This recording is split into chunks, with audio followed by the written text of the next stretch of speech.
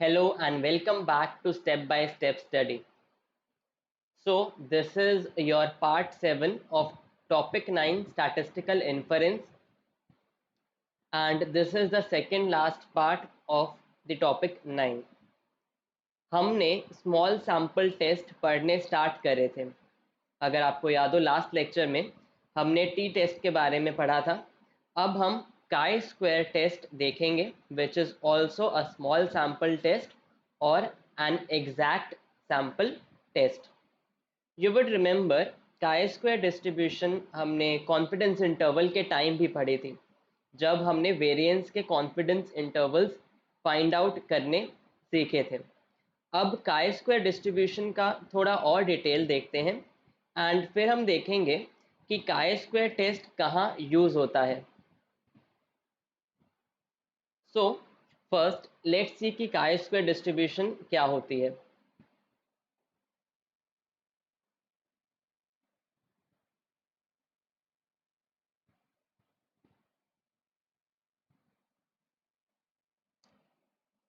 हमने standard normal variate पहले पढ़ा हुआ है which was z equals to x minus mu upon sigma. अब जब हम स्टैंडर्ड नॉर्मल वेरिएट को स्क्वायर करेंगे that is x minus mu upon sigma whole square, then हमें जो डिस्ट्रीब्यूशन मिलेगी that is your chi square distribution. और if x is normally distributed with mean mu and variance sigma square और z हमारा x minus mu upon sigma है that is normal variate, और जब हम z का स्क्वायर लेंगे will get a chi square variate with 1 degree of freedom. अब जब z स्क्वायर का सम लेते हैं तो काई स्क्वायर डिस्ट्रीब्यूशन हमें मिलती है with n degrees of freedom. z square लेंगे तो 1 डिग्री ऑफ फ्रीडम रहेगी. जब हम z का स्क्वायर लेंगे तो अगर हम सम ले रहे हैं तो आप इसको कैसे याद रख सकते हैं. फर्स्ट z वेरिएट की डिग्री ऑफ फ्रीडम 1 थी, सेकेंड की 1 थी एंड सो ऑन. ये हमारे पास n वेरिएट्स हैं जिनकी डिग्रीज ऑफ फ्रीडम टोटल कितनी हो जाएंगी हमारे पास n. ये पास्ट ईयर में भी एज इट इज़ पूछा भी गया था, ठीक है, कि समेशन z स्क्वायर कौन सी डिस्ट्रीब्यूशन है और डिग्रीज ऑफ फ्रीडम उसकी कितनी है. अब बात सैम्पलिंग की करते हैं. अगर we have a random sample from a normal population with mean mu and standard deviation sigma, then we know कि x bar is normally distributed about the mean mu with standard deviation कितनी हो जाती थी उस x bar की, sigma upon root of n. So if x bar minus mu upon sigma by root n is normally distributed with mean mu and with mean mu equals to 0 and variance 1, then x bar minus mu upon sigma by root n square is a chi-square variable with 1 degree of freedom. और ये कब होता है in case of random sampling. अच्छा, और ये variate क्या है जो मैं बार बार रिपीट कर रहा हूँ. रैंडम वेरिएबल को हम वेरिएट भी कहते हैं. शायद मैंने पहले भी टर्मिनोलॉजी यूज़ की होगी, but if you don't know कि वेरिएट क्या है तो हम रैंडम वेरिएबल को वेरिएट कह सकते हैं.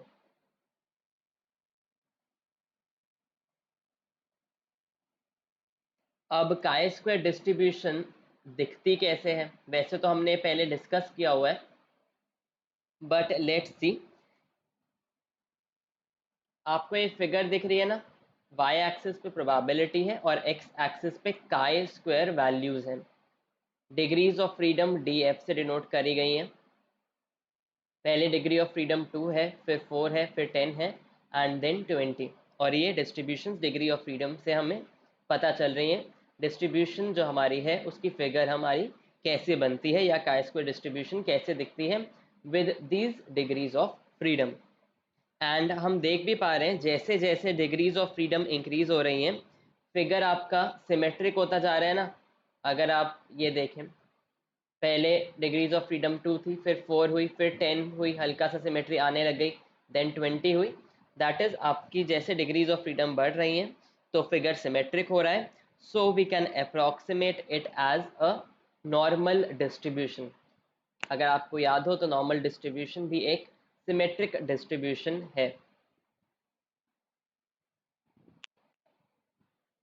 So for n greater than equal to 30, chi-square distribution is approximated by a normal distribution, और chi-square test की जगह हम normal, that is your z test भी apply कर सकते हैं.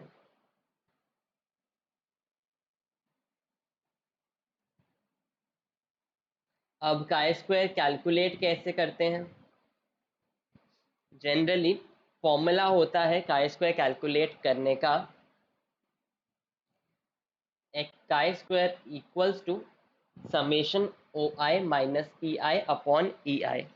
ठीक है, जहाँ पे OI क्या है आपकी ऑब्जर्व्ड फ्रीक्वेंसीज, EI क्या है expected frequencies upon EI again expected frequency, और इनका सम लेते हैं हम. ठीक है, ऑब्जर्व फ्रीक्वेंसीज विल बी जो आपको क्वेश्चन में दी होंगी, जैसे अगर आपने कोई सैंपल लिया तो उससे जो भी सैंपल डेटा आएगा उसे हम ऑब्जर्व फ्रीक्वेंसी कह सकते हैं. एंड ये जो chi स्क्वायर है ना, it does not make any assumption regarding कि ये कौन सी पॉपुलेशन से हमने सैंपल लिया है या ऑब्जर्वेशन ली है. ठीक है, that is it does not involve any population parameter, जैसा कि आपको दिख भी रहा होगा. So it is termed as a statistic, and इस टेस्ट को chi स्क्वायर टेस्ट को हम इसीलिए नॉन पैरामीट्रिक टेस्ट भी बोलते हैं और डिस्ट्रीब्यूशन फ्री टेस्ट भी बोलते हैं, बिकॉज आपके पास ऑब्जर्वेशंस हैं, एक्सपेक्टेड फ्रीक्वेंसीज हैं, पर पॉपुलेशन का कोई भी पैरामीटर आपके chi स्क्वायर को कैलकुलेट करने में नहीं यूज़ हो रहा है, इसीलिए हम इसको नॉन पैरामीट्रिक टेस्ट और डिस्ट्रीब्यूशन फ्री टेस्ट भी बोलते हैं. और कॉन्फिडेंस इंटरवल वाले लेक्चर से आपको याद होगा कि chi स्क्वायर अल्फा वी, याद है फिगर यही मैंने सेम यूज़ की थी, chi square alpha V is your chi square critical value, जिसके राइट साइड कितना एरिया होगा अल्फा, देयरफॉर लेफ्ट साइड कितना एरिया होगा 1 माइनस अल्फा. इसे हम chi स्क्वायर डेंसिटी कर्व भी कहते हैं. ये सब हमने वैसे या कॉन्फिडेंस इंटरवल के टाइम डिस्कस कर लिया था. एंड जो हमने कॉन्फिडेंस इंटरवल के टाइम क्रिटिकल वैल्यूज़ के लिए यूज़ किया था, सॉरी, कॉन्फिडेंस इंटरवल के टाइम हमने chi square alpha by 2 V ये वैल्यू ली थी. अब जब हम कंसिडर करेंगे हमारा chi स्क्वायर टेस्ट, तो chi square alpha V, chi square 1 minus alpha V, ये सब टर्म्स यूज़ होंगी, बिकॉज अब हमें कॉन्फिडेंस इंटरवल नहीं बनाने जिसमें हमारे पास लेफ्ट और राइट होता था और बीच में 1 माइनस अल्फा एरिया लाई कर रहा होता था. अब हमें left tail test, right tail test या टू टेल टेस्ट ये सब परफॉर्म करना होगा.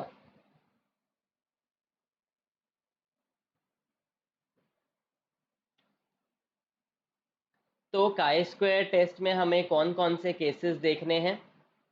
फर्स्ट हम केस देखेंगे chi square test for population variance, second हम देखेंगे फॉर इंडिपेंडेंस ऑफ एट्रीब्यूट्स, और थर्ड हम देखेंगे for goodness of fit.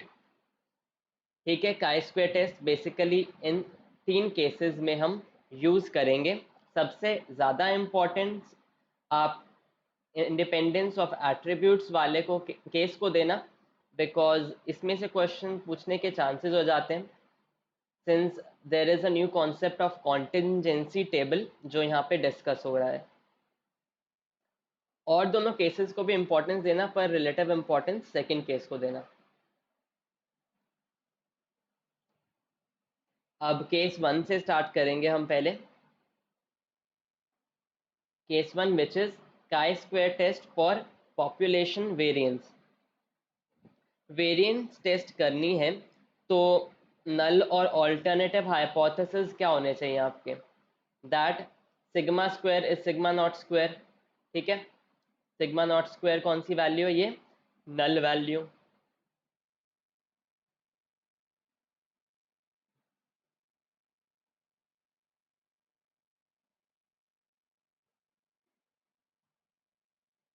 All right, और ऑल्टरनेटिव हाइपोथेसिस क्या होंगे कि sigma square is greater than null value of sigma square, या फिर sigma square is less than, या फिर sigma square is not equal to. ये कौन सा टेल टेस्ट होता था, राइट टेल टेस्ट. फिर ये हो गया लेफ्ट टेल्ड टेस्ट, और ये टू टेल्ड टेस्ट। ये तो आपको याद होगा ही कि हम कैसे फाइंड आउट करते थे कि राइट टेल टेस्ट है, लेफ्ट टेल टेस्ट है, या फिर टू टेल्ड टेस्ट है ये। और याद रखना कि जो ये सैंपल है ना हमारा, this sample size of n is drawn from a normal population with mean mu and variance sigma square. ये हमने अजम्पशन ली है हमारी, that the sample is drawn from a normal population. अब इसकी टेस्ट स्टैटिस्टिक क्या होगी? टेस्ट स्टैटिस्टिक काय स्क्वायर की होती है n-1 S square upon sigma square with n-1 degrees of freedom. ठीक है, ये आपकी टेस्ट स्टैटिस्टिक यूज होगी to test for population variance. यहाँ पे एस स्क्वायर क्या है? एस स्क्वायर है आपका सैंपल वेरिएंस। सिग्मा स्क्वायर क्या है? Population variance. और एन क्या है? एन है आपका सैंपल साइज। और डिग्रीज ऑफ फ्रीडम इसकी कितनी होंगी? n-1 डिग्रीज ऑफ फ्रीडम इस टेस्ट स्टैटिस्टिक की होंगी। वैसे हमने यही सेम टेस्ट स्टैटिस्टिक मतलब काय स्क्वायर की वैल्यू डिस्कस भी की थी कॉन्फिडेंस इंटरवल के टाइम। और अगर आप थोड़ा और डिटेल में जाएं तो ये आया कैसे? अभी बताया था ना मैंने कि summation x minus mu upon sigma whole square, that is Z square chi square variable होता है, ये मैंने बताया था। So similarly we have here, इसको हम क्या लिख सकते हैं? x माइनस एक्स बार का स्क्वायर अपॉन सिग्मा स्क्वायर। और x माइनस एक्स बार का स्क्वायर का समेशन अगर आपको याद आए, ये क्या होता था? n-1 into S square. Sample variance क्या होती थी? Summation x minus x bar square upon n-1, यही होती थी ना। तो हम इसको ऐसे भी लिख सकते हैं, जो कि हमारा काय स्क्वायर टेस्ट स्टैटिस्टिक भी है। अच्छा, और ये काय स्क्वायर टेस्ट स्टैटिस्टिक जो है ना आपकी एससी गुप्ता में रॉन्ग दी हुई है, because they have taken N S square upon sigma square. पर आप जो काय स्क्वायर वैल्यू यूज करेंगे वो होगी n-1 S square upon sigma square. और मैंने बता ही दिया कि n-1 ये कहाँ से आया है।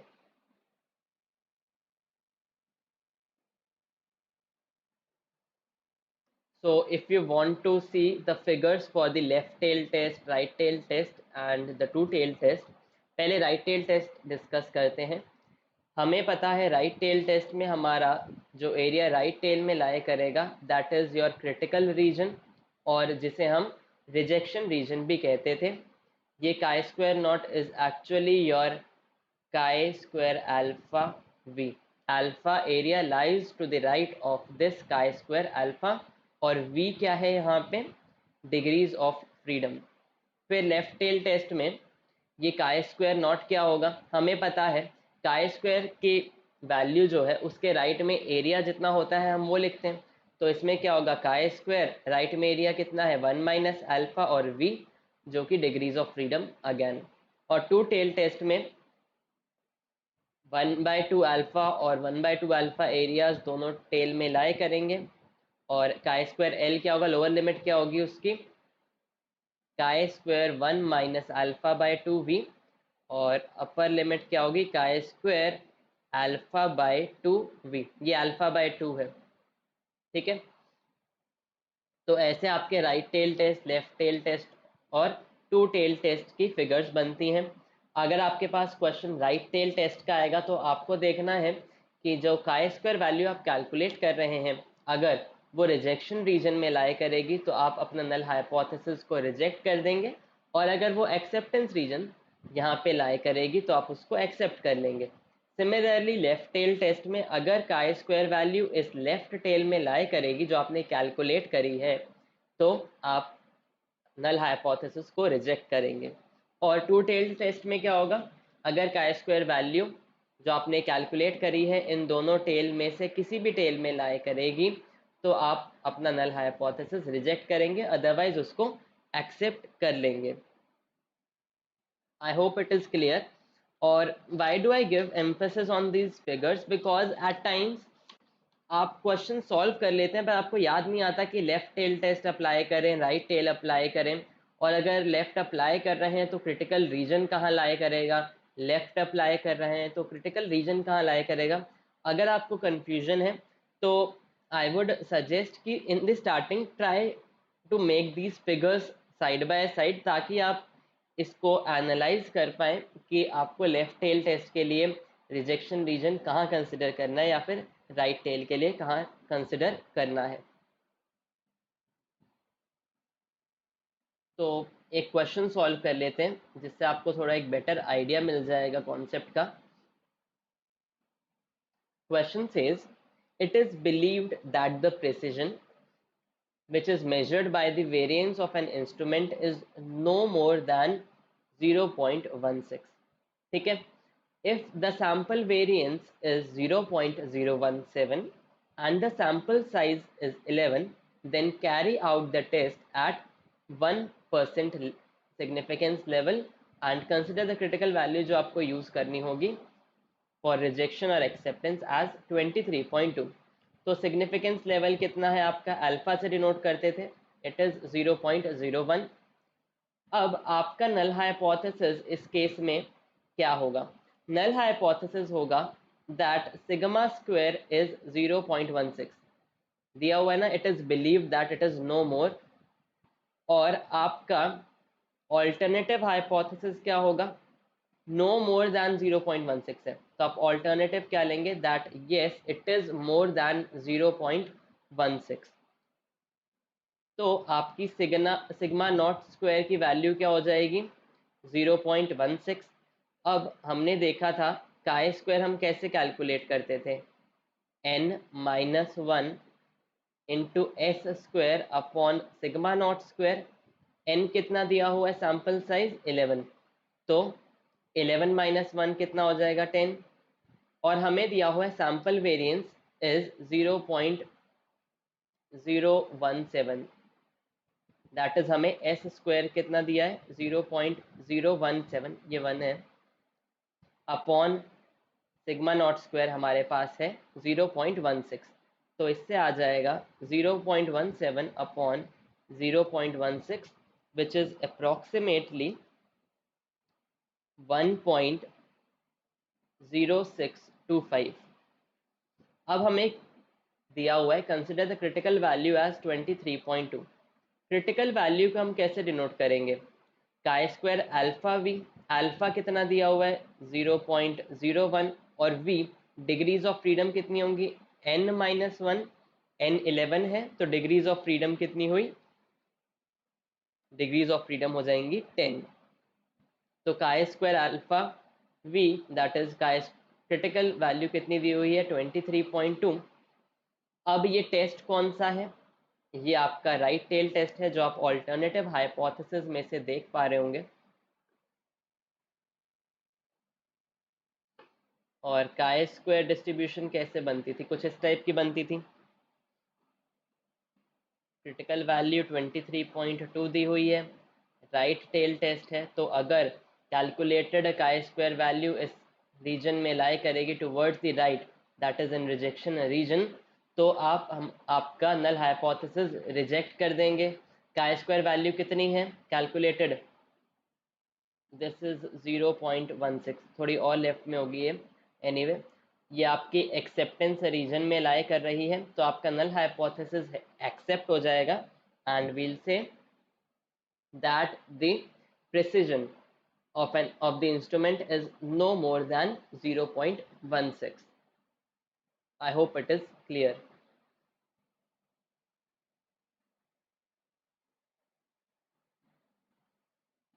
अब एक और क्वेश्चन है, suppose you have a sample of size 25 and obtained standard deviation of 7 from this sample, then carry out the test at 5% level if the population variance is carry out the test if the population variance is 81 or not, consider the critical value as 12.401 and 39.364। तो हमारा इसमें null hypothesis क्या होगा? Null hypothesis होगा हमारा, test क्या करना है कि पॉपुलेशन वेरिएंस 81 है या नहीं है, that is sigma square equals to 81। और ऑल्टरनेटिव हाइपोथेसिस क्या होगा? Sigma square is not equal to 81। तो इससे आपका सिग्मा नॉट स्क्वायर की वैल्यू क्या आ गई? 81।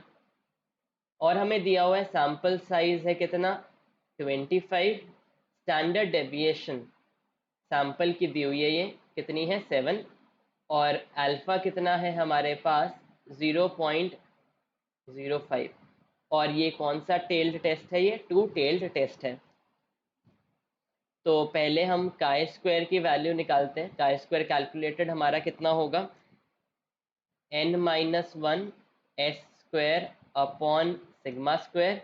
n minus one that is 25 minus one कितना होगा? 24 इंटू एस स्क्वायर 7 स्क्वायर, क्योंकि हमें s दिया हुआ है बस, अपॉन सिग्मा नॉट स्क्वायर कितना है? 81। तो हम इसको क्या लिख सकते हैं? 24 इंटू 49 अपॉन 81, जो सॉल्व करने पे आपके पास आ जाएगा 14.51। अब टू टेल टेस्ट है ना? तो क्रिटिकल रीजन दो टेल्स में लाई करेगा, और तभी हमें जो वैल्यूज भी दी हुई हैं आपके क्रिटिकल वैल्यूज, वो भी दो दी हुई हैं। तो फर्स्ट क्रिटिकल वैल्यू क्या दी है? 12.4 ले लेते हैं इसको। और सेकंड क्रिटिकल वैल्यू क्या दी है? 39.36। ठीक है, तो ये जो दो टेल्स में एरिया है, ये आपका रिजेक्शन रीजन है। हमने जो काई स्क्वायर कैलकुलेट किया है वो है 14.51, जो कि आपके एक्सेप्टेंस रीजन में लाई कर रहा है। इसलिए हम नल हाइपोथेसिस को एक्सेप्ट करेंगे और हम कहेंगे that the population variance is 81 Indeed. Right? तो हमने पहले देखा था राइट टेल टेस्ट, अब हमने टू टेल्ड टेस्ट देख लिया है।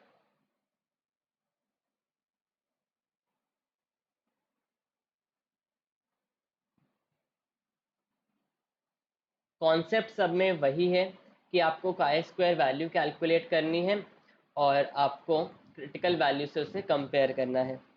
एक क्वेश्चन और देख लो जो आपकी प्रैक्टिस के लिए क्वेश्चन है। हमारे पास रैंडम सैंपल दिया हुआ है ऑफ साइज 10, और हमारे पास ऑब्जर्वेशंस दी हुई हैं। अब पहले तो हमें सैंपल वेरिएंस दी होती थी, पर अब हमें ऑब्जर्वेशन दी हैं, जिससे आप सैंपल मीन निकालेंगे एक्स बार और उससे सैंपल वेरिएंस निकालेंगे एस स्क्वायर।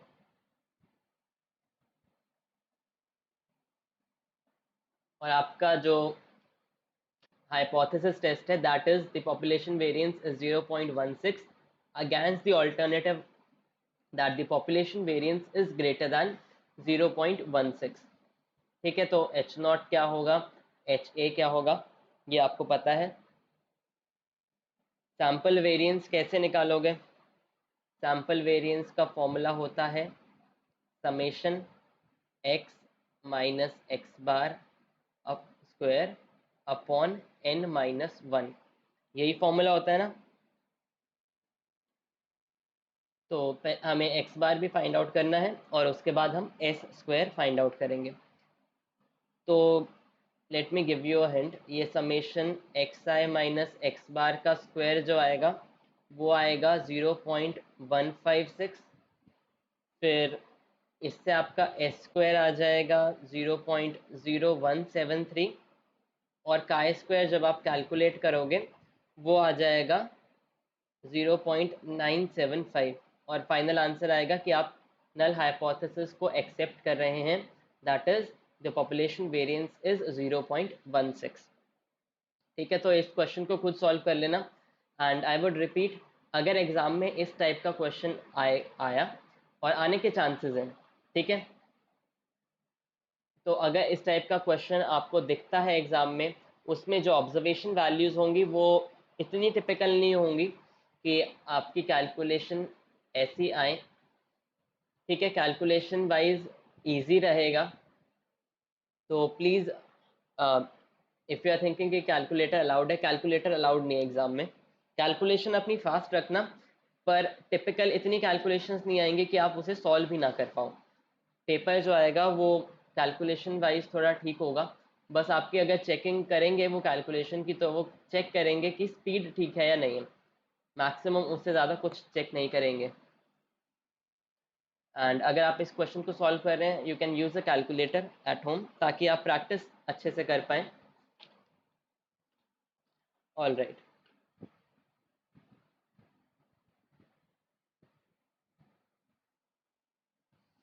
अब हम केस 2 पे आते हैं। केस 1 हमने देखा कि अगर हम काई स्क्वायर टेस्ट यूज़ करना चाहते हैं पॉपुलेशन वेरिएंस के लिए तो हम काई स्क्वायर वैल्यू कैसे निकालेंगे। अब केस 2 आपका आता है chi square test for independence of attribute, या कई बार इसे एसोसिएशन ऑफ एट्रीब्यूट्स कह देते हैं या डिपेंडेंस ऑफ एट्रीब्यूट्स टेस्ट भी कह देते हैं। ठीक है, अगर इंडिपेंडेंस टेस्ट हो रही है एट्रीब्यूट्स की तो ऑब्वियस है डिपेंडेंस भी टेस्ट हो जाएगी। अगर इंडिपेंडेंट नहीं है तो डिपेंडेंट है, और अगर इंडिपेंडेंट नहीं है तो एसोसिएटेड है। ठीक है, सो there are times when your researcher may like to know whether the differences they observe among the attributes are significant or that are only because of some chance। ठीक है, फॉर एग्जाम्पल कोई sales manager है और वो customers की preference जानना चाह रहा है इन डिफरेंट स्टेट्स। ठीक है, कि उन कस्टमर्स की प्रेफरेंस कितनी, मतलब क्या है किसी पर्टिकुलर ब्रांड नेम के लिए। बेसिकली वो देखना चाह रहा है कि जो दो एट्रीब्यूट्स हैं अब उसके, let me right the two attributes क्या क्या हैं, डिफरेंट एरियाज में जानना चाहें डिफरेंट स्टेट्स में, तो एक एट्रीब्यूट क्या होगा, जोग्राफिकल रीजन, और सेकंड एट्रीब्यूट क्या होगा, that will B brand name. ये दो एट्रीब्यूट्स हैं उस सेल्स मैनेजर के लिए। अब वो ये देखना चाह रहा है कि ये दो एट्रीब्यूट्स हैं वो डिपेंडेंट हैं, दैट इज एसोसिएटेड हैं एक दूसरे से, या फिर इंडिपेंडेंट है। मतलब अगर क्या उसकी ब्रांड का नेम, उसके प्रोडक्ट की ब्रांड का नेम एसोसिएटेड है कि वो कौन से जोग्राफिकल एरिया में बेचा जा रहा है या फिर कौन से जोग्राफिकल एरिया में सर्वे हो रहा है। फॉर एग्जांपल किसी स्टेट में ब्रांड ए को प्रेफरेंस दें, ब्रांड नेम ए को, किसी स्टेट में ब्रांड नेम बी को प्रेफरेंस दी जा रही है, तो वो जोग्राफिकल रीजन और ब्रांड नेम में कोई एसोसिएशन है या फिर कस्टमर्स जो हैं वो इन दो एट्रीब्यूट्स को लेके they are, let's say they don't care about them। also note that जो काई स्क्वायर टेस्ट है बस ये बताएगा कि कोई रिलेशन है या नहीं है दो एट्रीब्यूट्स में, वो ये नहीं बताएगा कि उस रिलेशन का कोई मेजर है तो वो कितना है या उस रिलेशन की डिग्री कितनी है। ठीक है, so this is how you'll say that chi square test attributes की इंडिपेंडेंस को जज करता है। वो बस ये बताता है कि उनमें कोई रिलेशन है, एसोसिएशन है, डिपेंडेंस है या नहीं है। वो डिग्री नहीं बताएगा कि है तो किस हद तक वो रिलेटेड है। नल हाइपोथेसिस और ऑल्टरनेटिव हाइपोथेसिस क्या होंगे। अब नल हाइपोथेसिस होगा कि there is no association between the two attributes, और आपका we can say that the two attributes are independent. और ऑल्टरनेटिव हाइपोथेसिस क्या होगा, दैट इज एच ए क्या होगा, that there is an association between the two attributes A and B.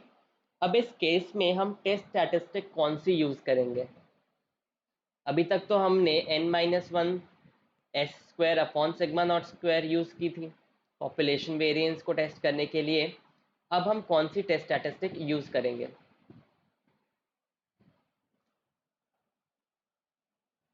Test statistic से पहले हम थोड़ा उसके लिए बेस बना लेते हैं, और बेस हम कैसे बनाएंगे, using the concept of contingency table. ये एसोसिएशन या इंडिपेंडेंस टेस्ट करने के लिए जो स्टैटिस्टिक यूज़ करते हैं उसमें एक टेबल रिक्वायर्ड होती है which is known as contingency table. Attributes हमारे दो ही होंगे बट सब डिविजन्स कितनी हैं, मतलब सब डिविजन्स कितनी भी हो सकती हैं। जैसे यहाँ एग्जाम्पल है, अगर आप टेबल में देखेंगे, यहाँ पे हमारे पास दो एट्रीब्यूट्स हैं और वो क्या है, जेंडर और लिटरेसी। ठीक है, ये दो एट्रीब्यूट्स हो गए, जेंडर और लिटरेसी।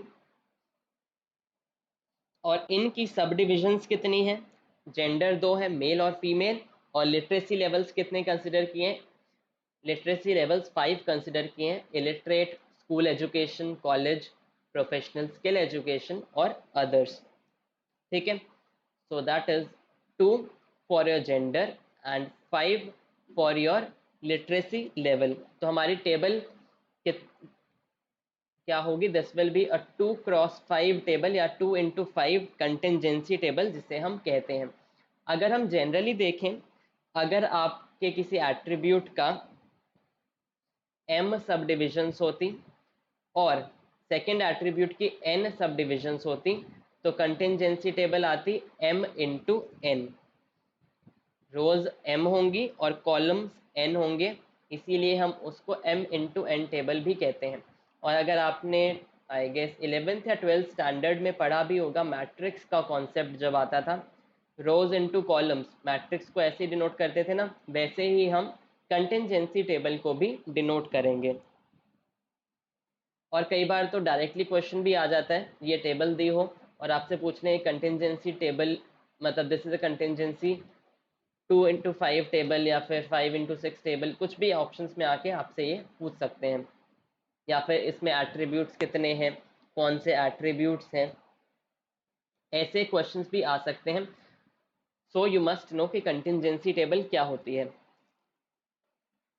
और जो सेल वैल्यूज आपको दिख रही है ना, ये ऑब्जर्व्ड फ्रीक्वेंसीज है, याद है, ओ माइनस ई अपॉन ई, जब हमने कहा था कि डिस्ट्रीब्यूशन फ्री टेस्ट होता है ये, वहाँ पे मैंने बोला था ऑब्जर्व फ्रीक्वेंसीज आपको क्वेश्चन में भी गिवन होंगी, या फिर आपने कोई सैम्पल लिया है तो उससे ऑब्जर्व फ्रीक्वेंसीज आ जाएंगी। तो these values are your observed frequencies. अब अगर हमें कोई कंपैरिजन करना है तो हम सैम्पल रिजल्ट्स को किससे कंपेयर करेंगे, हमारे नल हाइपोथेसिस ऑफ इंडिपेंडेंस, ठीक है, considering it to be true.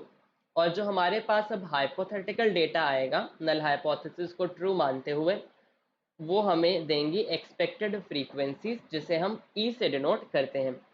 और अब कैसे कैलकुलेट करेंगे अपना एक्सपेक्टेड फ्रीक्वेंसी, उसका फॉर्मूला होगा row total into column total upon the grand total होता है ये। अगर आपको नहीं समझ आया, फॉर एग्जाम्पल E11 है कोई, E11 मतलब attribute 1 and attribute A that is gender का सब डिविजन 1, और एट्रीब्यूट 2 दैट इज लिटरेसी का सब डिविजन 1 that is male who is an illiterate. इसका E11 निकालना है, या फिर एक्सपेक्टेड फ्रीक्वेंसी हमें इलिटरेट मेल के लिए निकालनी है। तो इसका row total, I haven't done the total है, पर रो टोटल इसका आपका आएगा 75, जिस रो में आपका ये लाई कर रहा है सेल 11, ठीक है। और ऐसे ही क्या होगा 12, फिर 13, 14, जैसे आपने मैट्रिक्स में करा था वैसे ही होता है यहाँ भी। फिर इस सेल को हम 21 लिखते हैं, फिर 22, फिर 23, 24, एनीवे। तो रो टोटल हमारे पास कितना आया 75, कॉलम टोटल आपके पास आएगा 20 + 15 35 upon grand total. Grand total आपके पास यहाँ पे आएगा, यहाँ पे 75 आ रहा है और यहाँ पे अगेन 75 आ रहा है, तो ग्रैंड टोटल आपका 150 आ जाएगा अपॉन 150। तो इस तरह से आप एक्सपेक्टेड फ्रीक्वेंसी निकालते हैं। मैं नेक्स्ट स्लाइड में थोड़ा बेटर एक्सप्लेन कर पाऊंगा बिकॉज वहाँ पे मैंने टोटल भी लिया हुआ है।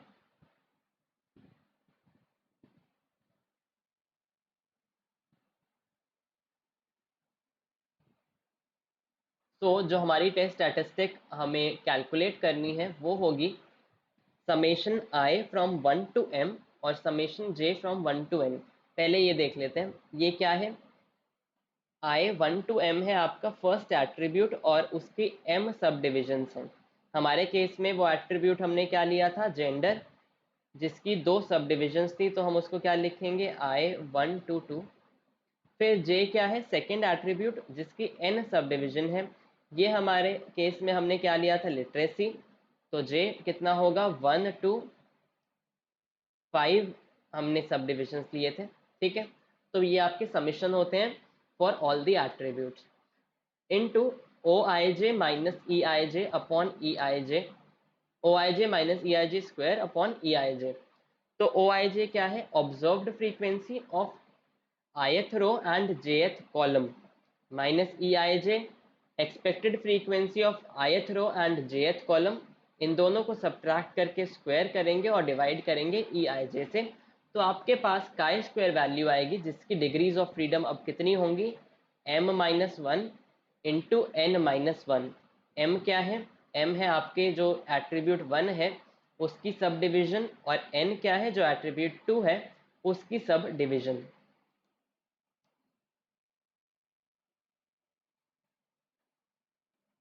अगर आप इस टेबल से ही कंसिडर करें, तो मैं जैसे E11 एक्सप्लेन कर रहा था, 11 क्या होगा, फर्स्ट रो फर्स्ट कॉलम। तो E11 कैसे निकालेंगे हम,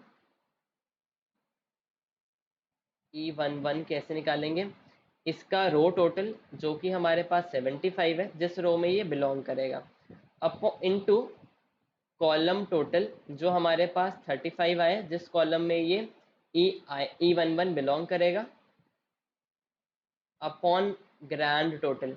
तो या तो आप इसका टोटल ले लें रोज का, या फिर इन कॉलम्स का टोटल ले लें जो कि 150 आएगा। ठीक है, तो इससे आपका E11 आ गया, that is expected frequency. Observe frequency क्या होगी इस केस में, 20, तो O11 क्या लिखेंगे आप, 20।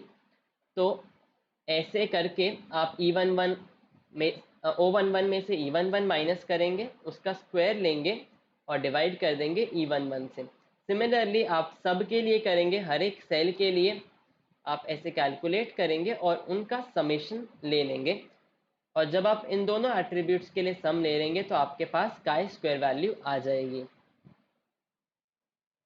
ओके, सो और ये सारी एक्सपेक्टेड फ्रीक्वेंसीज की टेबल ना अलग बनानी है, ताकि OIJ minus EIJ square find out करने में इजी रहे आपको, इसीलिए प्लीज़ प्रैक्टिस भी करते रहना इसका। Having known this, you'll then calculate the expected frequencies table and then the chi-square calculated value, और inference जो होगी ना आपकी, that will be based on chi-square alpha m minus one n minus one.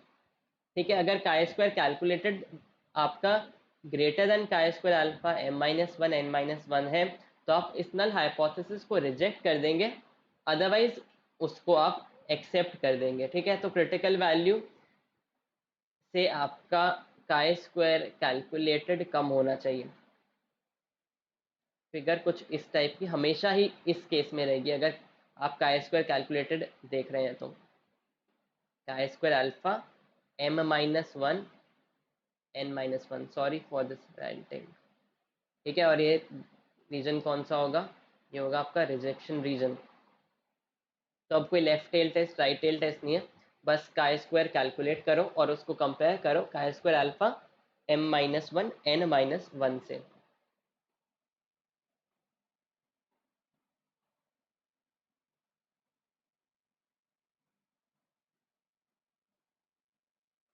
तो एक क्वेश्चन देख लेते हैं which will make it clear to you. A biologist wants to determine if the two species of organisms associate in a community, मतलब are they found together, and the following table is given. Perform the chi-square test at 0.05 level of significance and see if there is any association, और critical value आपको जो use करनी है वो 3.84 है। All the question में ना given था कि chi square alpha m minus one n minus one क्या है, पर मैंने बस 3.84 लिखा ताकि मैं आपको बता सकूं कि काई स्क्वायर अल्फा वैल्यू हम कैसे लिखते हैं, मतलब डिग्रीज ऑफ फ्रीडम क्या आएंगी इस केस में।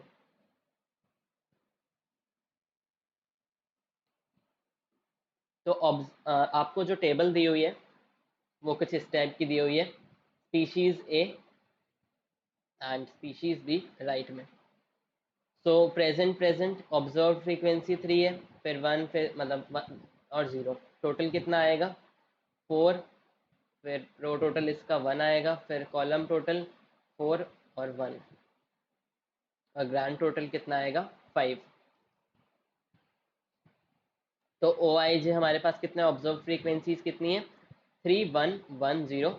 ई आई जे हम करस्पॉन्डिंग निकालेंगे उस ओ आई जे के, मतलब अगर 3 है हमारा ऑब्जर्व फ्रीक्वेंसी तो उसकी एक्सपेक्टेड फ्रीक्वेंसी क्या होगी। हमने पढ़ा था कि expected frequency is row total that is 4 into column total upon grand total which is 5। तो 16/5 जिससे आपका 3.2 आ जाएगा। फिर 1 के एसोसिएटेड एक्सपेक्टेड फ्रीक्वेंसी क्या होगी अगैन, अच्छा row total which is 1 into column total which is 4/5, तो 4/5 आएगा 0.8। सिमिलरली 4 इंटू 1/5, तो ये आएगा 0.8, और लास्ट वाला आपका आएगा 0.2। ये हो गई आपकी एक्सपेक्टेड फ्रीक्वेंसी। अब हम ऑब्जर्व में से एक्सपेक्टेड माइनस करेंगे, तो ऑब्जर्व था 3, एक्सपेक्टेड था 3.2, तो कितना आएगा -0.2। फिर 1 माइनस 0.8 विच इज 0.2, फिर 1 माइनस 0.8 अगैन 0.2, और 0 माइनस 0.2 कितना आएगा 0.2। और O I J minus E I जे का स्क्वायर कितना आएगा 0.04, सब केसेस में सेम आएगा। और O I J minus E I J square upon E I J that is 0.04 divided by E I J कितना है 3.2, which will come out to be 0.0125। फिर 0.04 डिवाइडेड बाय 0.8, ये आएगा 0.05। फिर 0.04 डिवाइडेड बाय 0.8 दोबारा, ये आएगा 0.05, और फिर 0.04 डिवाइडेड बाय 0.2, ये क्या आएगा 0.2। और इनका टोटल क्या आ जाएगा, इनका टोटल आ जाएगा 0.3125। और इनका टोटल क्या होता है काई स्क्वायर, कैलकुलेटेड वैल्यू ये होती है ना ये, तो हमने काई स्क्वायर कैलकुलेटेड वैल्यू निकालनी। हमें क्रिटिकल वैल्यू 3.84 दी हुई है, हम डिनोट कैसे करेंगे उसको, काई स्क्वायर अल्फा कितना है 0.05, और डिग्रीज ऑफ फ्रीडम कितनी होंगी इसमें, मैंने बताया था डिग्रीज ऑफ फ्रीडम होंगी m-1 in to n-1। m कितना है 2 -1, n कितना है अगैन 2, दो एट्रीब्यूट्स है ना बस, सो 1 क्रॉस 1 विच इज 1, और इसकी वैल्यू हमें 3.84 दी हुई है।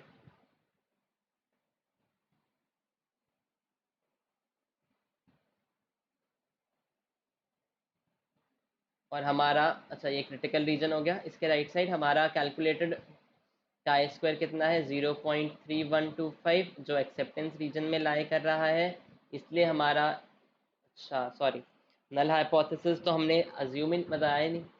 नल हाइपोथेसिस क्या होगा कि there is a significant association, खाली एसोसिएशन लिख रहा हूँ मैं, और ऑल्टरनेटिव हाइपोथेसिस क्या होगा कि there is no significant association. तो हमारा नल हाइपोथेसिस अब एक्सेप्ट हो जाएगा कि हाँ there is an association between the two organism और the two species being found. अच्छा, तो ये मैंने क्वेश्चन बेसिकली इसलिए लिया था क्योंकि इसमें कैलकुलेशन इजी थी, but in the end we'll see कि अगर आपकी ये कंटिंजेंसी टेबल 2x2 की है और आपकी जो फ्रीक्वेंसीज हैं वो <5 हैं, तो एक येट्स करेक्शन नाम की चीज़ होती है, आप वो करते हैं और उससे आप काई स्क्वायर कैलकुलेट करते हैं। ये वाला क्वेश्चन मैंने बस इसलिए लिया ताकि कैलकुलेशन ईजी है और आप कॉन्सेप्ट समझ पाएँ कि कैसे टेबल बनानी है और यूज़ करनी है।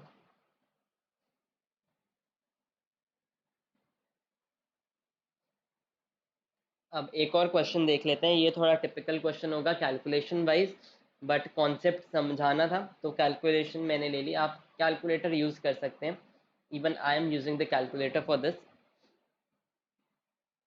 Okay, so the following table is collected on two characters. Based on this, characters या characteristics बोल लो, based on this you can conclude that there is no relation between the habit of cinema going and literacy. तो हमारे क्या attributes हो गए? Cinema going और literacy. Use significance level as 0.05 and critical value as 3.841. हमें table दी हुई है which is a contingency table of 2x2। दो एट्रीब्यूट्स हैं और उन दोनों के दो सब डिविजन्स हैं, cine goers, non cine goers that is cinema goers और नॉन सिनेमा गोअर्स, और इलिटरेट एंड लिटरेट। ठीक है, तो टेबल हमने कैसे बना ली, उसके बाद हमने टोटल कर लिया उनका, कॉलम टोटल भी और रो टोटल भी और ग्रैंड टोटल भी निकाल लिया।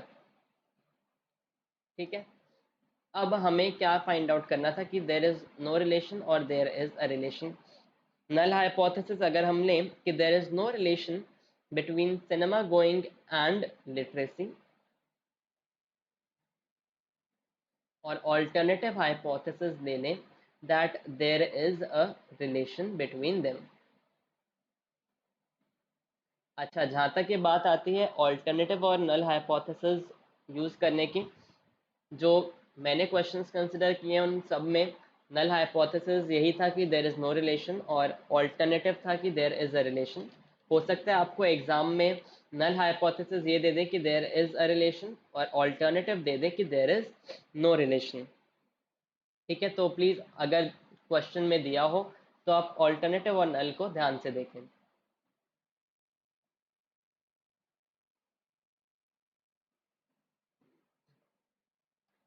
हमें क्या गिवन है, हमें ओ आई जे गिवन है, जिसको हम ऐसे लिख सकते हैं 45, 83, 68 और 57। अच्छा, 45 क्या है, O11, 83 क्या है, O12 that is first row second column, 68 क्या है, O21 second row first column, और 57 क्या है, सेकंड रो सेकंड कॉलम। तो O11 निकाल लिया तो उसके लिए E11 निकालना पड़ेगा। तो 45 का E11 कैसे आएगा, रो टोटल विच इज 113 और कॉलम टोटल विच इज 128, इन दोनों को मल्टीप्लाई किया डिवाइडेड बाय ग्रैंड टोटल जो कि 253 है, तो इससे आपके ई आई जे आ जाएंगे। सिमिलरली आपका 68 का आ जाएगा, E12 आ जाएगा, फिर E21 और E22 आ जाएगा जो मैंने पहले ही कैलकुलेट कर लिए हैं। फिर आप O11 में से E11 माइनस करोगे तो आपका ओ I J minus E I जे आ जाएगा, उनका स्क्वायर लोगे और डिवाइड कर दोगे ई आई जे से। ठीक है, तो आपके पास ये आ गया। अब काय स्क्वायर क्या होता था, समेशन, दो समेशन होते थे, I12 यहाँ पे कितना होगा 2, और सिमिलरली J12 2, बिकॉज दो एट्रीब्यूट्स हैं और उनके दो सब डिविजन्स हैं। और क्या फॉर्मूला होता था, ओ I J minus E I जे का स्क्वायर अपॉन ई आई जे, यही होता था ना। तो हमने वो निकाल लिया है, इसका सम आपका आ जाएगा 9.47, इसका सम आएगा। कैलकुलेटर आप अभी के लिए यूज़ कर सकते हैं ताकि आप पहले कॉन्सेप्ट पे ध्यान दें। कैलकुलेशन आपको आनी चाहिए पर क्वेश्चन थोड़े कैलकुलेशन वाइज ईजी आएंगे, I am repeating it again. तो 9.47 आपका काय स्क्वायर कैलकुलेटेड आ गया। अब हमें काय स्क्वायर क्रिटिकल वैल्यू कितनी दी हुई है, वो दी हुई है 3.841। तो उसका राइट साइड में अगर लाए किया हमारा काय स्क्वायर कैलकुलेटेड तो एच नॉट रिजेक्ट कर देंगे, और हाँ हमारा काय स्क्वायर राइट साइड में लाए कर रहा है 9.47 है, तो एच नॉट रिजेक्ट हो जाएगा कि वहाँ पे कोई रिलेशन नहीं है, ये रिजेक्ट कर दिया। So we can say that there is a relation between these two attributes. ठीक है, तो आपको इस टाइप के क्वेश्चन में बेसिकली क्या करना है, आप अपना काय, पहले तो कंटिजेंसी टेबल देखेंगे, उसके बाद आप काय स्क्वायर कैसे निकालते हैं, ओ I J minus E I J square upon E I जे, इसका टोटल करते हैं। तो इस टाइप की टेबल बना लेना और आप उससे काय स्क्वायर कैलकुलेटेड फाइंड कर सकते हैं, उसको काई स्क्वायर क्रिटिकल से कंपेयर करें। अच्छा, काई स्क्वायर क्रिटिकल मैंने बोल तो दिया कि 3.84 है। डिनोट कैसे करेंगे? काई स्क्वायर अल्फा इज 0.05 और डिग्रीज ऑफ फ्रीडम कितनी होंगी? m-1 into n-1 which is 2-1 into 2-1 जो कि अगेन आ जाएगा 1। ऑल राइट,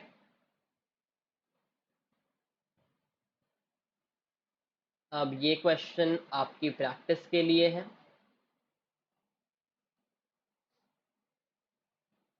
अगेन हमें देखना है कि difference, is there any difference between male and female viewers between the type of programmes they watch. तो दो एट्रीब्यूट्स हैं, जेंडर और टाइप ऑफ प्रोग्राम्स। और आपको पहले काई स्क्वायर स्टैटिस्टिक फाइंड आउट करने के लिए कहा है। अच्छा ठीक है, तो काई स्क्वायर स्टैटिस्टिक भी हो सकता है, आपको बस एग्जाम में बस यही पूछ लें कि काई स्क्वायर कैलकुलेटेड की वैल्यू क्या आएगी। डायरेक्ट ये भी पूछ सकते हैं, कंटिंजेंसी टेबल ना पूछ के, बिकॉज कंटिंजेंसी टेबल में एट द एंड थोड़ा कैलकुलेशन ज़्यादा हो सकता है। तो कंटिंजेंसी टेबल का आपको वो पूछ सकते हैं कि जैसे मैट्रिक्स का पूछ रहे थे ऑर्डर क्या है, तो कंटिंजेंसी टेबल का क्या ऑर्डर है वो पूछ सकते हैं। काई स्क्वायर कैलकुलेटेड वैल्यू क्या आएगी वो पूछ सकते हैं, या फिर काई स्क्वायर की डिस्ट्रीब्यूशन जैसे जेड स्क्वायर की डिस्ट्रीब्यूशन का सम होता है वो, ये भी आया हुआ है एग्जाम में, तो इस टाइप के क्वेश्चन आपके बन सकते हैं। एनीवे तो जब आप काई स्क्वायर कैलकुलेट करेंगे वो आएगा 16.66। नल हाइपोथेसिस आपका रिजेक्ट हो जाएगा and you will conclude that the type of TV programme is dependent on the viewers sex. All right, so आप इस क्वेश्चन को सॉल्व कर लेना। क्रिटिकल वैल्यू आप 2.706 लेंगे and hence you can calculate the chi square statistic and compare it with the critical value. Take it as a practice question, या तो video को यहाँ पे स्टॉप करके सॉल्व कर लो और otherwise you can do it later on, take a screenshot. I think I missed one of the question.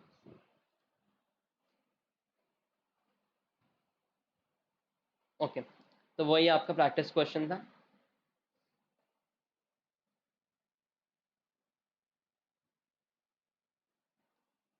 अब हम केस 3 पे आएंगे।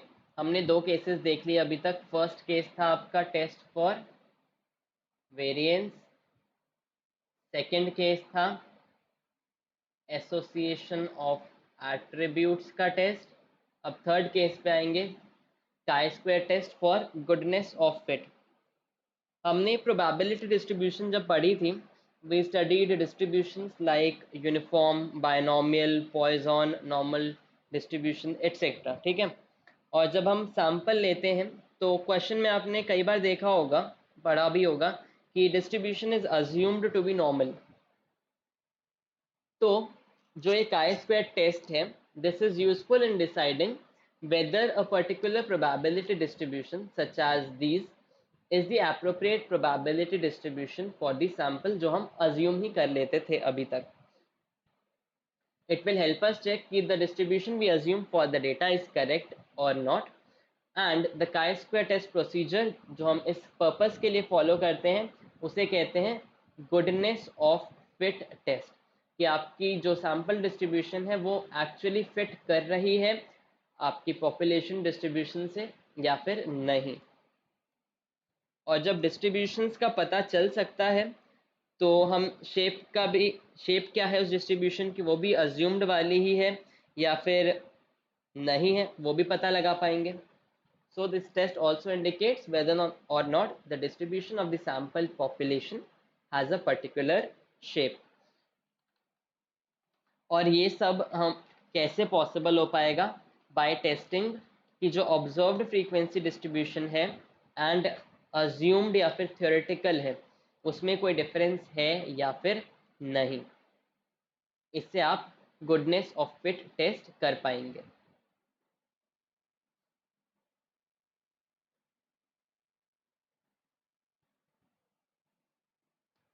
And the logic inherent in the chi-square test allows us to compare the observed frequencies OI with the expected frequency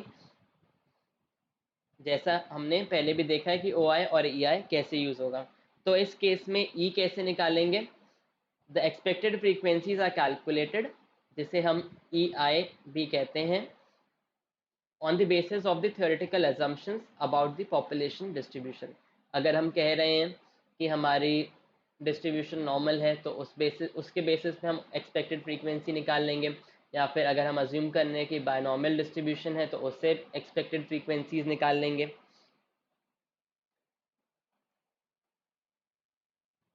और chi square statistic कौन सी use करेंगे हम अब? काई स्क्वायर स्टैटिस्टिक जो हम यूज़ करेंगे वो होगी summation O I minus E I whole square upon E आई।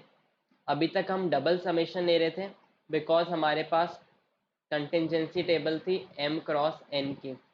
अब कोई कंटिजेंसी टेबल नहीं है बिकॉज एट्रीब्यूट नहीं है, अब हमें goodness of fit find out करनी है। उसके लिए काई स्क्वायर स्टैटिस्टिक कैलकुलेट होगी ऐसे, और डिग्रीज ऑफ फ्रीडम हमारी n-1 होंगी, unlike the other case, unlike the previous case जिसमें m-1 इंटू n-1 था। तो इसमें ऑल्टर्न सॉरी नल हाइपोथेसिस आपका क्या होगा कि distribution is so and so, और the sample belongs to this distribution. ये आपका नल हाइपोथेसिस हो सकता है। I am writing X Y Z distribution, ठीक है। और आपका ऑल्टरनेटिव हाइपोथेसिस क्या होगा कि no the sample does not belong to this distribution. Degrees of freedom मैंने बता ही दिया n-1 होंगी, और test statistic chi square statistic आप ऐसे फाइंड आउट करेंगे।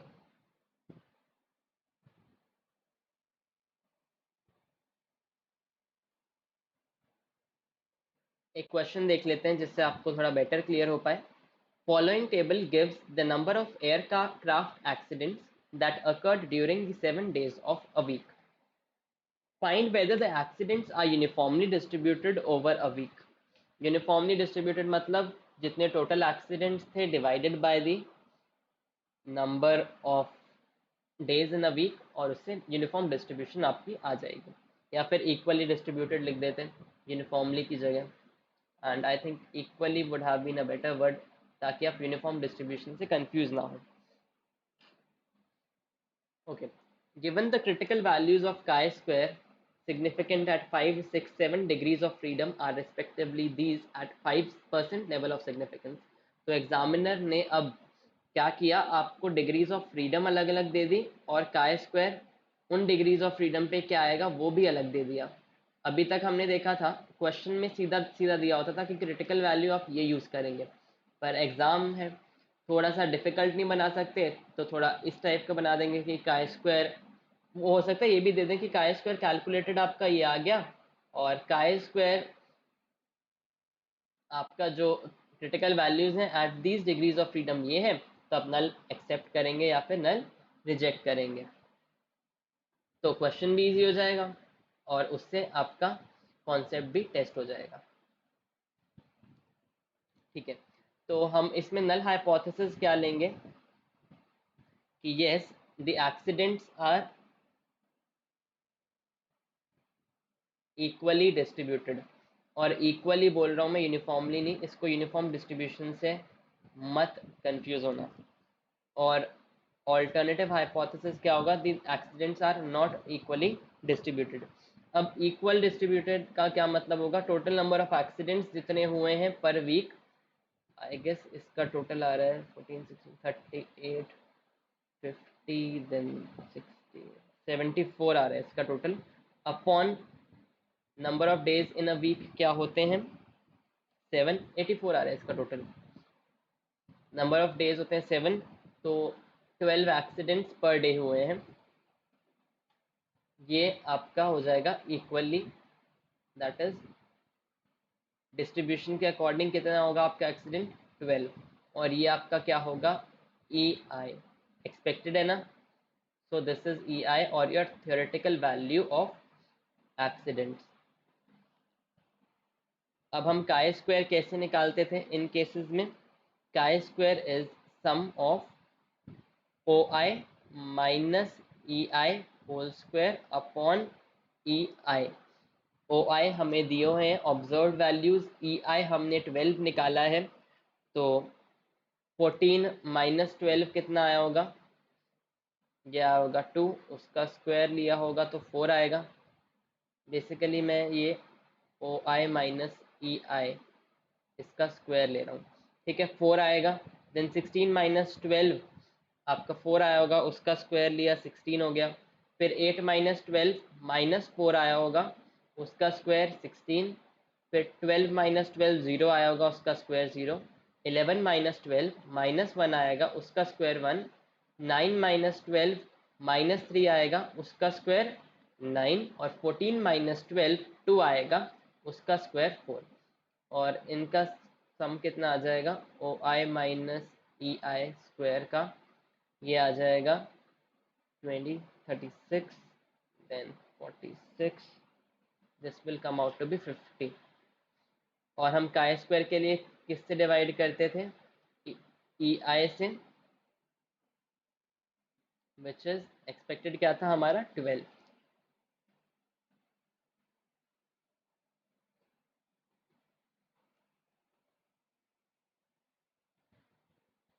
अच्छा सॉरी, आप जब भी ओ I minus E I square calculate करेंगे तो आप ये हर एक के लिए करेंगे ना, O one minus E one upon E one plus O two minus E two upon E two and so on. तो जब आपने कैलकुलेट कर लिया ना, यू विल हैव 4/12, इस सम को भूल जाओ, 4/12 प्लस 16/12 एंड सो ऑन। तो ये आएगा 1/12 और फिर ये वाला सम आएगा जो मैंने लिखा है। तो इससे आपका आ जाएगा 50/12 विच इज़ 4.17। ये वाला सम भूल जाना, बस ये है कि इस 4 प्लस 16 एंड सो ऑन ये आएगा 50। और हमारा ई आई जो है वो कांस्टेंट है, इसलिए हमने उसको डिवाइड कर दिया 12 से। ठीक है, तो हमारे पास क्या आ गया, काय स्क्वायर कैलकुलेटेड आ गया। अब हमारे पास डिग्रीज ऑफ फ्रीडम क्या है, क्योंकि डिग्रीज ऑफ फ्रीडम पता होंगी तभी तो हम फाइंड आउट कर पाएंगे ना कि काय स्क्वायर क्रिटिकल वैल्यू क्या लेनी है। अल्फा तो हमें पता है 0.05 है। डिग्रीज ऑफ फ्रीडम क्या है, n-1। और n क्या है यहाँ पे, नंबर ऑफ डेज जो कि 7 है, तो डिग्रीज ऑफ फ्रीडम हम कौन सी यूज़ करेंगे, 6, विच इज 12.59 आपकी क्रिटिकल वैल्यू आ जाएगी।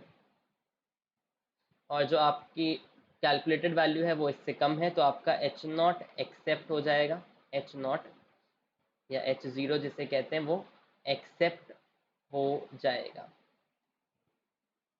और नल हाइपोथेसिस रिजेक्ट हो जाएगा।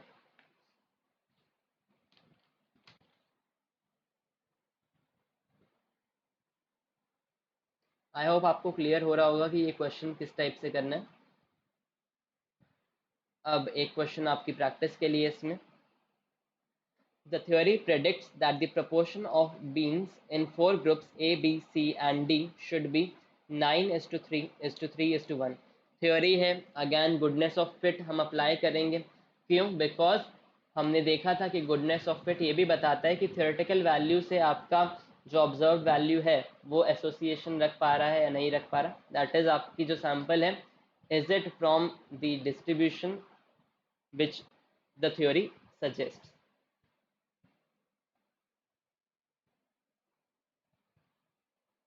प्रोपोर्शन ऑफ बीन्स दिए हुए हैं और हमें दिया है कि 1600 बीन्स हैं total. The number in the four groups वर 82, 313, 287। और ये कौन से नंबर हैं, ये ऑब्जर्व्ड वैल्यूज हैं। Does the experiment result support theory at 5% level and critical value हमें दी हुई है। तो आप इसमें एक्सपेक्टेड वैल्यूज कैसे निकालेंगे, थ्योरी के अकॉर्डिंग ये जो फोर ग्रुप्स हैं 9:3:3:1 में आपके बीन्स डिवाइडेड है। रेशो प्रपोर्शन में पढ़ा ही होगा, बीन्स इन ग्रुप ए कितने आ जाएंगे, 9 अपॉन टोटल इनका कितना है 16 इंटू 1600, ऐसे ही निकालते थे ना। तो ये आ जाएगा आपका 9 इंटू 100 विच इज 900। ये हो गया ग्रुप ए के लिए एक्सपेक्टेड फ्रीक्वेंसी। और ग्रुप ए क्या, ऑब्जर्व्ड फ्रीक्वेंसी क्या है, ई ऑफ ए है 900 और ऑब्जर्व फ्रीक्वेंसी कितनी है ग्रुप ए की 882। तो इस टाइप से आप सबके लिए फाइंड आउट कर लेंगे काई स्क्वायर वैल्यूज, सॉरी सबके लिए फाइंड आउट कर लेंगे summation O minus E square upon ई और उनका सम करेंगे तो आपके पास आ जाएगा काई स्क्वायर कैलकुलेटेड वैल्यू जो आएगी 4.7266 और जो आपका फाइनल इन्फरेंस आएगा वो ये आएगा कि नल हाइपोथेसिस इज एक्सेप्टेड। ठीक है, तो क्या करना है, बस chi square calculated value find out करनी है और नल हाइपोथेसिस एक्सेप्ट हो रहा है या रिजेक्ट हो रहा है ये फाइंड आउट करना है। एक क्वेश्चन और देख लेते हैं। और जैसे अभी तक हमने यूज़ किया कि थ्योरेटिकल वैल्यू से आपके कुछ इन्फ्रेंसेस आ रहे थे, वो गुडनेस ऑफ फिट टेस्ट करा अभी तक हमने थ्योरी के बेसिस पे। पर मैंने कहा था कि प्रोबेबिलिटी डिस्ट्रीब्यूशंस भी आप कई बार यूज़ कर सकते हैं, मतलब काई स्क्वायर टेस्ट को यूज़ कर ले सकते हैं कि वो प्रोबेबिलिटी डिस्ट्रीब्यूशंस का एक goodness of fit find out करें। तो उसके लिए क्वेश्चन देख लेते हैं। एग्ज़ाम में आने के कम चांसेस हैं, बट अगर आया तो इजी क्वेश्चन ही आएगा और हो सकता है आपको मैक्सिमम वैल्यू दी हुई हो और बस इन्फरेंस ही फाइंड आउट करने के लिए कहें। पर फिर भी आपके पास एक आइडिया होना चाहिए, बिकॉज कोई टेस्ट है वो किस लिए यूज़ हो रहा है, यू मस्ट नो इट।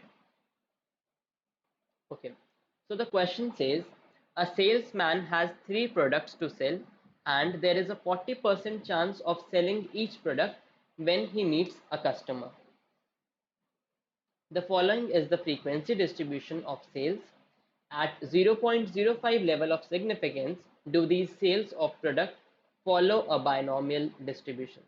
यहाँ पे कोई और डिस्ट्रीब्यूशन भी हो सकती थी, पॉइजन वगैरह, पर बाइनोमियल का केस देख लो, ये थोड़ा इजी है और इजी टू अंडरस्टैंड है। You are also given the associated binomial probabilities. तो हमें पता है नंबर ऑफ प्रोडक्ट्स सोल्ड दिया हुआ है 0, 1, 2 और 3 और frequency of number of cells दी है 10, 40, 60 और 20। और ये क्या हुआ हमारा ऑब्जर्व्ड फ्रीक्वेंसी। थ्योरेटिकल फ्रीक्वेंसी होगी ई आई और एक्सपेक्टेड फ्रीक्वेंसी भी जिसे हम कहते हैं, और ई आई हमें फाइंड आउट करने हैं। हमें एसोसिएटेड बाइनोमियल प्रोबेबिलिटीज़ दी हुई हैं और वो एसोसिएटेड बाइनोमियल प्रोबेबिलिटी से हमें क्या पता चलेगा, बी एन पी, यही होती थी ना एसोसिएटेड बाइनोमियल प्रोबेबिलिटी हमारे पास, कि किसी इवेंट के अकर करने की प्रोबेबिलिटी क्या है। एन हमें दिया हुआ है, हर एक नंबर दिया हुआ है ना, दैट इज एन, 0 दिया हुआ है, 1 दिया हुआ है, 2 दिया हुआ है, 3 दिया हुआ है और पी हमें कितना दिया हुआ था 0.4, 40% चांस है। सो फर्स्ट ऑफ ऑल हमारा जो नल हाइपोथेसिस होगा वो क्या होगा कि बाइनोमियल डिस्ट्रीब्यूशन ही है, बाइनोमियल डिस्ट्रीब्यूशन है और दैट इज पी इज 0.4। और ऑल्टरनेटिव हाइपोथेसिस क्या होगा कि बाइनोमियल डिस्ट्रीब्यूशन नहीं है। और हमने पहले भी देखा है कि हम काई स्क्वायर कैलकुलेट करते हैं considering the null hypothesis is true, तो हमने p 0.4 कंसिडर किया, इसीलिए एग्जामिनर ने आपको एसोसिएटेड बाइनोमियल प्रोबेबिलिटीज कैसे निकाल के दी, बी एन पी, जो कि आपकी बाइनोमियल टेबल में होती हैं बट एग्जाम में आपको नहीं यूज़ करनी, ना ही दी जाएंगी। सो बी एन पी उसने यूज़ किया, एन हमारे पास 0 था और p हमारे पास 0.4 कंसिडर किया, तो वैल्यू क्या दी उसने 0.216। सिमिलरली वैल्यू दी 0.432 and so on. Chi square value हम जो कैलकुलेट करेंगे वो क्या होगी, summation O I minus E I square upon E I. First will find E I for binomial. हमें पता है कि एक्सपेक्टेड वैल्यू क्या होती है उसमें, एन इंटू पी, यही पढ़ा था ना बाइनोमियल में, और वेरिएंस उसका क्या होता था N P Q. So if we have n equals to 30, तो expected number of consumers or customers who visited will be 130 into, अब ये binomial probability So I'm writing expected number of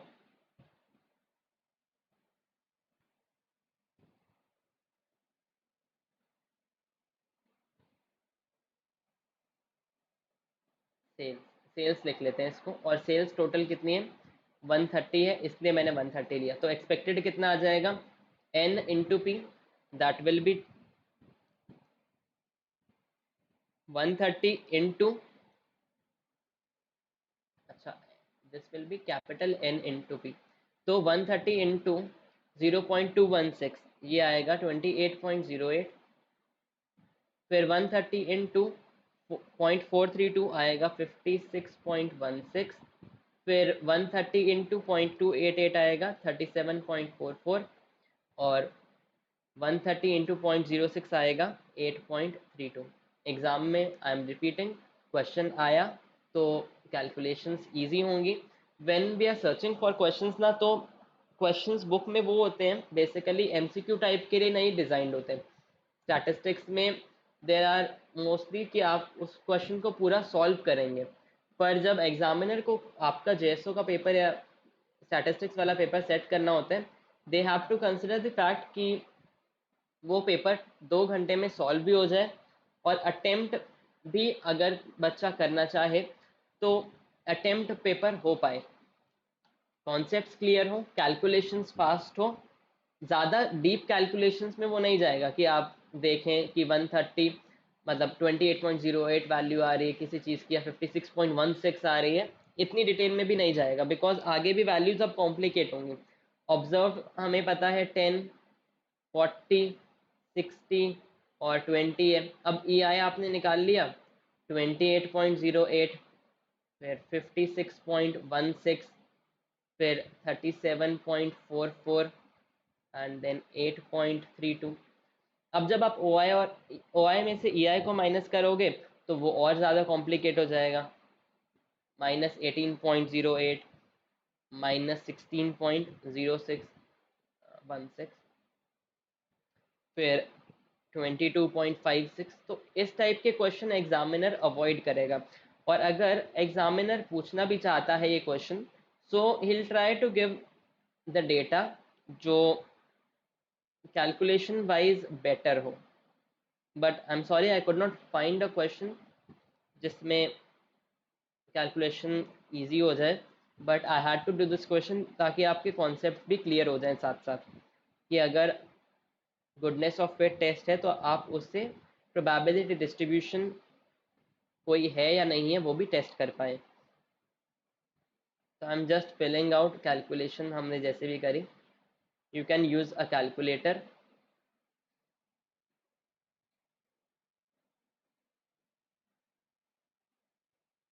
तो इससे आपका काई स्क्वायर जो calculated आ जाएगा वो आएगा 46.28, और हमें काई स्क्वायर क्रिटिकल कितना दिया हुआ है, काई स्क्वायर क्रिटिकल, अच्छा I forgot to mention that है, वो दिया हुआ है 7.815।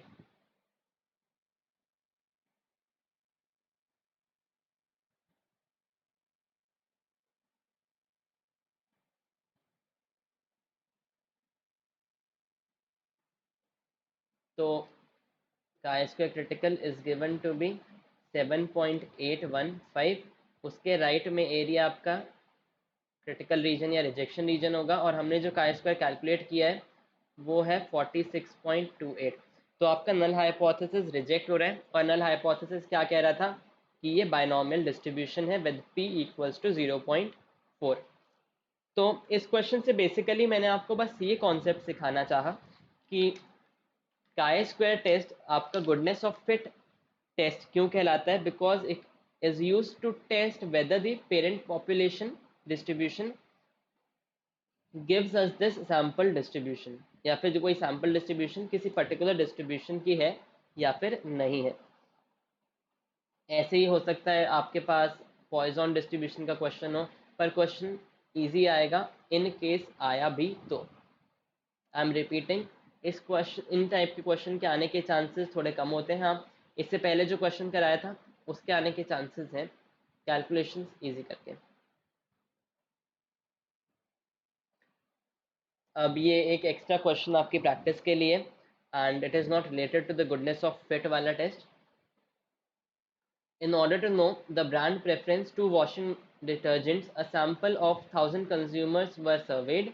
56% preferred brand X and 44% preferred brand Y.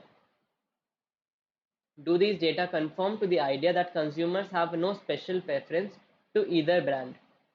तो गुडनेस ऑफ फिट ये थ्योरेटिकल है, जैसे हमने इक्वल इक्वल डिस्ट्रीब्यूशन देखा था ना, वैसे ही यहाँ पे होगा कि they equally like both these brands. So अगर इक्वली लाइक करेंगे तो कोई स्पेशल प्रेफरेंस नहीं है, और स्पेशल प्रेफरेंस नहीं है तो 50% will like brand A and 50% will like brand B, और 50% 1000 का कितना हो जाएगा, 500। और आप एक्सपेक्टेड फ्रीक्वेंसी तो आपकी आ गई 500। ऑब्जर्व फ्रीक्वेंसीज क्या आएंगी, वो आएगी 56% ऑफ 1000 दैट इज 560, और observe frequency of Y, the people who like brand Y, वो कितनी आएगी 44% ऑफ 1000, जो आएगा 440। एच नॉट एच ए क्या है वो आप देख सकते हैं, क्रिटिकल वैल्यू आप ये यूज़ कर लेंगे। सॉल्व करने पे काई स्क्वायर कैलकुलेटेड वैल्यू 14.4 आएगी, और इन्फरेंस आपका आएगा कि reject your null hypothesis. And I repeat, exam में आपका नल हाइपोथेसिस क्या दिया हुआ है उस पर ध्यान देना। नल हाइपोथेसिस उसी के बेसिस पे आप कह पाएंगे कि नल हाइपोथेसिस रिजेक्ट हो रहा है या एक्सेप्ट हो रहा है, और उसी के बेसिस पे आप बता पाएंगे कि आपकी इन्फरेंस उससे क्या आ रही है। क्योंकि एग्जाम में हो सकता है नल हाइपोथेसिस रिजेक्ट हो रहा है या एक्सेप्ट हो रहा है ये ना ही पूछें, आपसे सीधा इन्फरेंस पूछ लें। जैसे इसमें do these data confirm to the idea that consumers have no special preference. All right,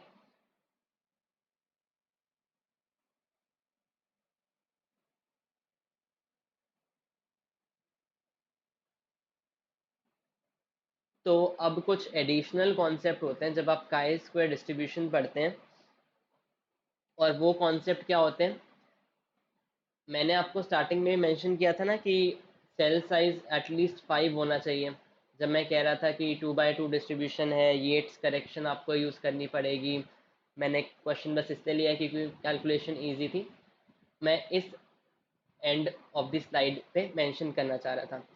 ठीक है, तो जो कंटिजेंसी टेबल हम लेते हैं ना, उसमें सेल साइज एटलीस्ट 5 होना चाहिए, और अगर एक्सपेक्टेड फ्रीक्वेंसी का जो सेल साइज है वो 5 से कम है, देन हम उन सेल्स को कंबाइन कर देते हैं, और फिर हम काई स्क्वायर वैल्यू फाइंड आउट करते हैं, जिसे हम सेल्स पूलिंग भी कहते हैं, because the cells are pooled together और जॉइंट टुगेदर।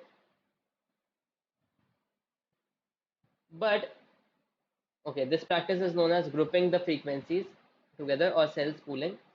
बट जो ये 2x2 कंटिजेंसी टेबल होती है, इसकी डिग्री ऑफ फ्रीडम हमने देखी थी 1 होती है ना, 2 - 1 इंटू 2 - 1। और अगर हम उसके बाद कंबाइन भी कर देंगे तो हमारी डिग्री मतलब, और कंबाइन करने के बाद हमारे पास क्या आ जाएगा 1 - 1, तो उससे हमारी डिग्रीज ऑफ फ्रीडम क्या आ जाएगी 0, एंड विच इज़ मीनिंगलेस। अब जो मीनिंगलेस आ गया तो हमें कुछ करेक्शन करना पड़ेगा उसमें, जिसे हम येट्स करेक्शन भी कहते हैं। अब येट्स करेक्शन आपका क्या कहता है, येट्स करेक्शन कहता है that if you have a 2x2 contingency table और सेल वैल्यूज आपकी दी हुई हैं ए बी सी और डी, तो काई स्क्वायर फॉर्मूला और chi square corrected formula for Yates, या फिर Yates corrected formula for chi square, कुछ भी कह लीजिए, वो क्या होता है n into A D minus B C, A D minus B C determinant है ये, ऐसे करते थे ना, A D minus B C minus n/2 का square upon A plus B into C plus D into A plus C into B plus D. इससे आप काई स्क्वायर वैल्यू कैलकुलेट करेंगे और फिर उसको काई स्क्वायर क्रिटिकल से कंपेयर करेंगे। ठीक है, तो एग्जाम में अगर क्वेश्चन आया तो ये करेक्शन किस लिए यूज होता है ये पूछ सकते हैं, या फिर डायरेक्टली ये पूछ सकते हैं कि काई स्क्वायर येट्स फॉर्मूला क्या होता है। इसे कई बार कॉन्टिन्यूटी फॉर्मूला भी कहते हैं ऑफ येट्स। ठीक है, तो सिंपल बस यही क्वेश्चन आएगा अगर बाय चांस आया भी तो। And there are some further points to note, या फिर जिसे मैं कहूँ आपको ये रटा होना चाहिए कि if you have a 2x2 contingency table जैसे हमने अभी देखी थी, और उसमें सेल वैल्यूज हैं ABCD, ठीक है, this ABCD, तो chi square statistic is given by n into AB minus BC square, AD होगा ये, AD minus BC square upon A plus B, C plus D, A plus C और B plus D. ये एक theorem है, पर ये कैसे आया, क्यों आया, ये कोई याद करने की ज़रूरत नहीं है, बस आप स्टैटिस्टिक कैसे फाइंड आउट करेंगे chi स्क्वायर स्टैटिस्टिक, वो याद रख लेना।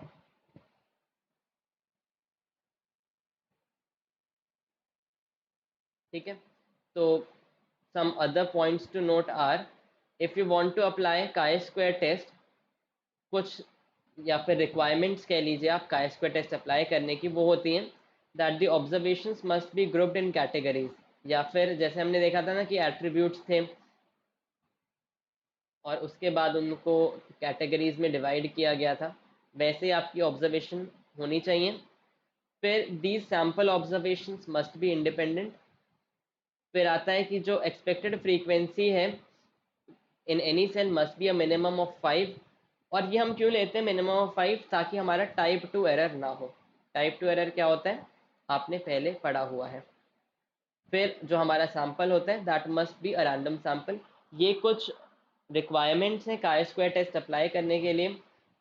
मल्टीपल टाइप क्वेश्चन में आ भी सकता है कि you can apply the chi square test in this, और कोई एक ऑप्शन गलत दे दें, लाइक कह दें कि observations, sample observations must be dependent कर दें, ठीक है, तो वो फॉल्स हो जाएगा। और अगर फाइंड आउट करना होगा कि what is the odd one out और विच वन इज़ फॉल्स या विच वन इज़ करेक्ट, तो आप उसके अकॉर्डिंग देख लेना।